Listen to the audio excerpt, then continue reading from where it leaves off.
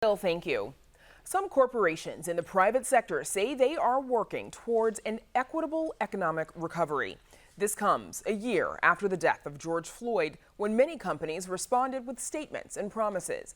Now, the Chicago Community Trust's new Move to Action initiative is asking more corporations to make a firm commitment by June 21st. Joining us to discuss the initiative and the role the private sector can play in equity is Gloria Castillo, Associate Vice President of the We Rise Together initiative at the Chicago Community Trust. Gloria, thank you for joining us.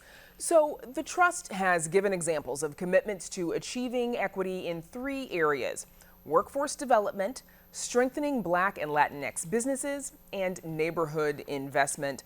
Gloria Castillo, tell us more about the initiative and what impact these investments might have.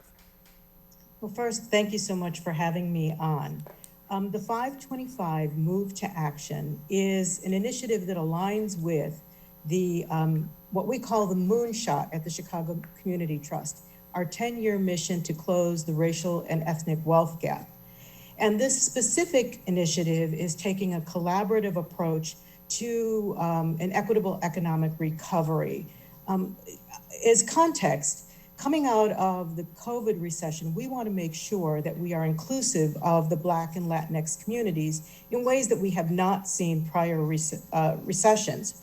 So what we've done is we've recognized that a number of companies have made solidarity statements and pledges to advance equity. And we wanted to provide a platform for them to take action in ways that were measurable in those 3 areas of workforce, in supporting and expanding their business with Latinx and Black-owned businesses, and in investing in neighborhoods. And by doing that, we know that we can advance and accelerate a good outcome to this economic recession. Now, 25 organizations have pledged to make a commitment so far. Those include United Airlines, Fifth Third Bank, and Rush. Why do you think it's important for the private sector to step up in this way?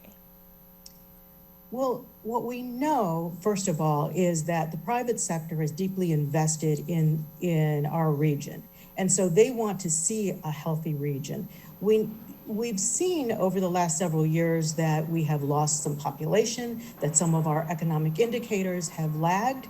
And so by strengthening the region in this way, we're actually making it stronger for the business community and for all of the residents of the region. So that is, I think, a very primary concern for many of these corporations, a really healthy regional economy. How can these organizations be held accountable for their diversity and equity goals? Well, there are a number of measurements that are taking place today as we speak, but in our partnership with the Corporate Coalition, we've been designing this initiative in a way that by taking very specific actions that are measurable actions that are integrated into their operations. So we want the commitments to be kind of business imperatives for each of these companies.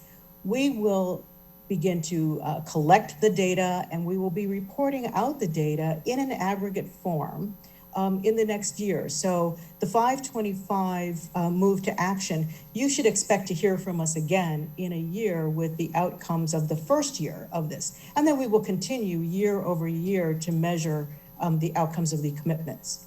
What role do businesses and corporations play in all of this that other organizations can't play? Well, when you think about the difference between, for example, the public sector and the private sector, the public sector is working on policy that represents, voters. But in this case, in the private sector, they're really looking at how to maximize their operations. And so they're looking at their contributions that they can make that are expectations of the marketplace. When we think about, for example, Edelson did a poll in 2020, 77% of the respondents said that their companies needed to respond to injustice if they wanted to earn or keep their trust. So it's really important for corporations as they move forward to have a workforce that believes that they are doing the right thing. And what we also know is that when we look at the corporate arena, Companies that have greater diversity in their leadership, greater diversity in their ranks, the research has shown us that they are more profitable. And so there's a really good business motive to take part in an initiative like Move to Action. Why do you think businesses in the past may have been slow or resistant to making this kind of change or this kind of investment or commitment? I think in the past, companies felt that it was a little bit risky to make this kind of commitment, that they were moving too far into the social realm. And I think that's where things have changed. People have an expectation that corporations are going to be good citizens, that they are going to be good corporate citizens.